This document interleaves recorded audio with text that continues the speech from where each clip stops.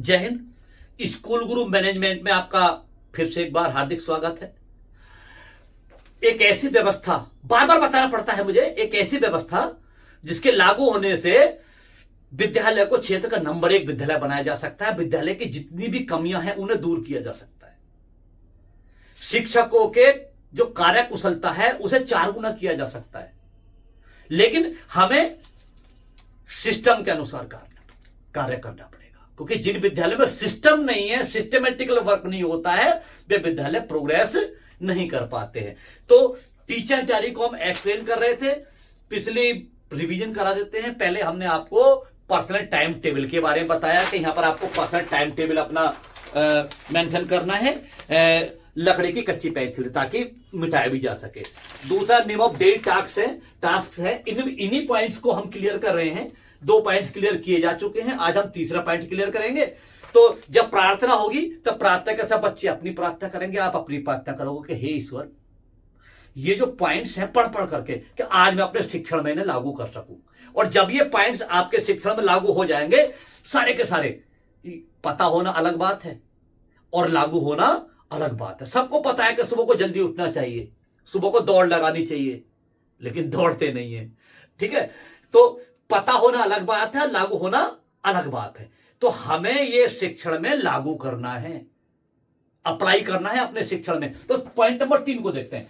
कम से कम 2 बच्चों के घर तथा ज्यादा से ज्यादा समय के अनुसार रोजाना छात्र अनुशासन कॉल की जाती है तथा पीटीएम रजिस्टर में अपडेट की जाती है। देखिए, एक शिक्षक विद्यालय आए, उन्होंने बच्चों को पढ़ाया, घर चले गए। अब चक्की का एक पार्ट, चक्की का दूसरा पार्ट, दोनों पार्ट अलग अलग चल रहे हैं। ये तो अभिभावक है और ये है हमारे अध्यापक। तो बीच में जो बच्चा है गेहूं रूपी, वो नहीं पिस पाएगा, मौज लेगा। ठीक है, अब हम कहते हैं कि आपको मात्र 10 मिनट, सबके पास मोबाइल होता है, अगर आप पेरेंट्स से बच्चे के बारे में बात नहीं करेंगे तो व्यवस्था खराब हो जाएगी। और जब फीस के समय आप कॉल करेंगे ना पेरेंट्स को, ठीक है, करनी पड़ती है ग्रामीण क्षेत्र में, और चिर परिचित उत्तर आता है, बोले बच्चे की पढ़ाई के बारे में मुझसे कोई बात नहीं करता, लेकिन फीस के लिए इन टीचर्स के फोन मेरे पास आ जाते हैं। सर, ऐसा नहीं होने देना है, हमें बच्चों का पूरा ध्यान रखना है। यह बहुत ही इंपॉर्टेंट पॉइंट है। कम से कम 2 बच्चों के घर तथा ज्यादा से ज्यादा समय के अनुसार छात्र अनुशासन कॉल की जाती है तथा पीटीएम रजिस्टर में अपडेट की जाती है। मान लिया मैं एक अध्यापक हूं, ठीक है, और मैनेजमेंट द्वारा जब मुझे समय दिया जाता है, ठीक है, तो मुझे पेरेंट्स को कॉल करनी है। कैसे करनी है कि जो आपका पीटीएम रजिस्टर है, इसी के अंदर, इस टीचर डायरी के अंदर आपका पीटीएम रजिस्टर है, और प्रत्येक बच्चे के लिए एक पर्टिकुलरी पेज दिया गया है।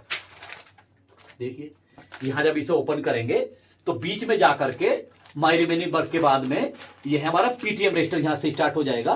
तो यहां से आप देखेंगे ये जो पेपर है P1 और P2, ये एक पेपर है।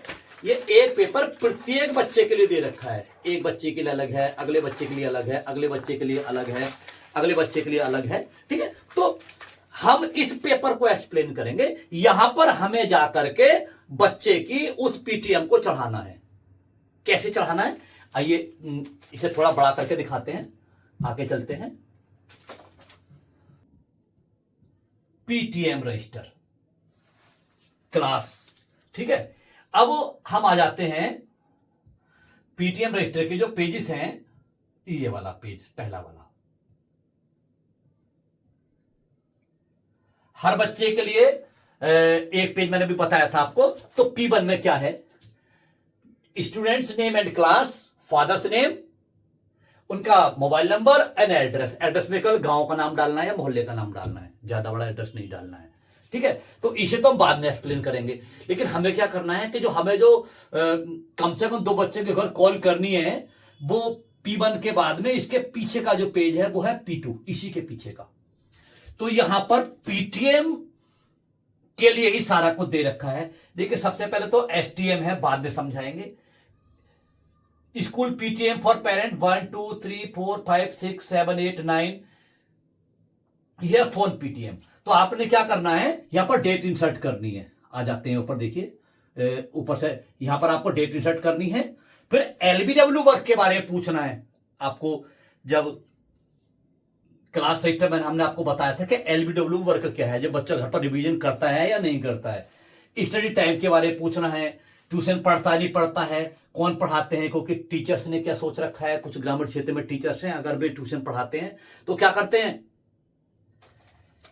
अपनी दुकान अलग खोल लेते हैं, अपनी कॉपी अलग बनवाएंगे, स्कूल का कुछ भी चेक नहीं करेंगे। ऐसे टीचर से बच करके रहना है, ठीक है। Mobile use, greeting, bag inspection, exercise and games, evening reporting and dinner activity, chapter test, signature.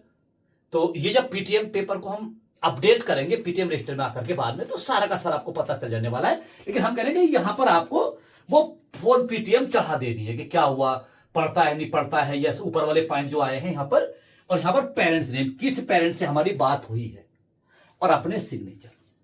अगर आप रोजाना 2 पेरेंट्स को कॉल करेंगे, हो जाएगी 5 से लेकर 7 मिनट में, ठीक है। तो एक महीने में 40 से लेकर 50 बच्चों तक कॉल पहुंच जाएगी, यानी कि महीने में 1 कॉल पहुंच गई तो 10 महीने में 10 कॉल पहुंच जाएंगी। तो पेरेंट्स ये नहीं कहेंगे मेरे बच्चे का ध्यान नहीं रखा, और आपको भी पता चलेगा, पेरेंट्स को भी पता चलेगा मेरे बच्चे में क्या कमी है, और आपको भी पता चलेगा कि पेरेंट्स क्या चाहते हैं। तो पॉइंट्स नंबर 3 क्लियर हुआ कि 2 बच्चों के घर रोजाना छात्र अनुशासन कॉल जरूर करनी है, पीटीएम रजिस्टर में भी अपडेट करनी है, पता रखना है, ताकि पेरेंट्स ये ना कह पाए कि मेरे बच्चे का ध्यान नहीं रखा, बस फीस की कॉल आती है। मिलते हैं अगले पॉइंट्स के साथ में अगली वीडियो में, टीचर डायरी को एक्सप्लेन करने के लिए। ये ऐसा लगा लीजिए सब कुछ इसी के अंदर है। जय हिंद।